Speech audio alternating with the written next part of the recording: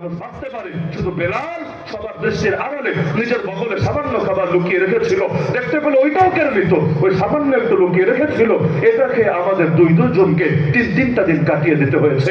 এমনকি ভাবতে পারেন সর্বযুগের সর্বশ্রেষ্ঠ যিনি, আল্লাহর পর সবচাইতে দামি যিনি, এমনকি খালি উম্মতের নবী না, নবীদেরও নবী যিনি, সেই নবীর ঘরেও 2 মাস চলে যায়, একটাবার চুলা চলে না, 63 বছরের জীবন কাটায় দেয়, পরপর 2 দিন কখনো তৃপ্তি করে খাওয়া হয় না, এমনকি গোটা জীবনটা শেষ করে চলে যায়, একটা বারের জন্য নরম মোলায়েম কোমল রুটি জীবনে খাওয়ার সুযোগ হয় না। কি পরিমাণ কোরবানি দিয়েছেন, কি পরিমাণ কষ্ট করেছেন। তাই আল্লাহ নবীর আদর্শই যদি থাকে আমাদের সামনে, তাই আমাদের কোরবানির তো কোনো কোরবানি মনে হবে না। আরে এক বেলাল কি কোরবানি দিল, এক সুমাইয়া কি কোরবানি দিল, এক আম্মার ইয়াসির খুবের খাব্বাব কি কোরবানি দিল রাদিয়াল্লাহু আনহুম, যারা জমিনে বসে আল্লাহ সন্তুষ্টির ঘোষণা পেয়েছিল, যারা নবীর সোহবতে নিজেদের ঈমানকে আস্ত নূরে পরিণত করতে পেরেছিল, তারাই যদি দ্বীনের জন্য এত রক্ত ঝরাতে পারে, এত কোরবানি দিতে পারে, আমি কি আর আপনি কি, আমরা সবাই কি, সবাই মিলে তো তাদের পায়ের ধুলা শোনানো হবো না। সুতরাং চেতনা তো এটা থাকা দরকার, এই দ্বীনের জন্য আল্লাহ নবীর গালে যদি আঘাত লাগতে পারে, আমার গাল নবীর গালের চাইতে বেশি দামি না। এই দ্বীনের জন্য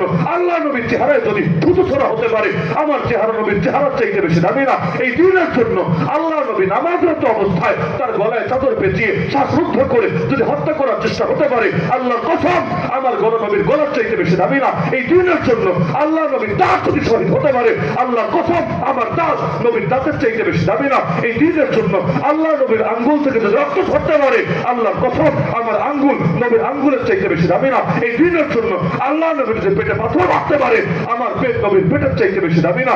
এই দ্বীনের জন্য আল্লাহ নবী যদি 3 বছরের বেশি জেল থাকতে পারে, অবরুদ্ধ থাকতে পারে, আমার জীবন, আমার বছর, আমার সময় নবীর চাইতে বেশি দামি না। এই দ্বীনের জন্য আল্লাহ নবীর আপন চাচাদের 70 টুকরা হতে পারে, এমনকি তার বুকটাও বের করে চিবিয়ে খেয়ে ফেলতে পারে, আমার বাচ্চাটার দাম নবীর চাইতে বেশি না। এই দ্বীনের জন্য আল্লাহ নবী যদি কাবা থাকতে পারে, মক্কা থাকতে পারে, আরে আমার এলাকা, আমার কর্মস্থল, এটা নবীর চাইতে বেশি দামি না।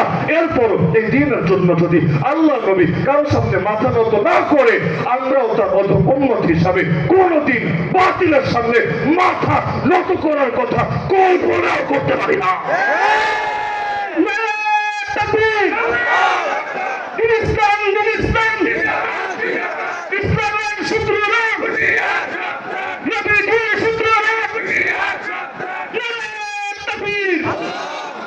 পৃথিবীর বুকে এমন নবীও ছিলেন যার মাথায় করত রেখে পুরো শরীরটাকে 2 টুকরা করে ফেলা হয়েছে।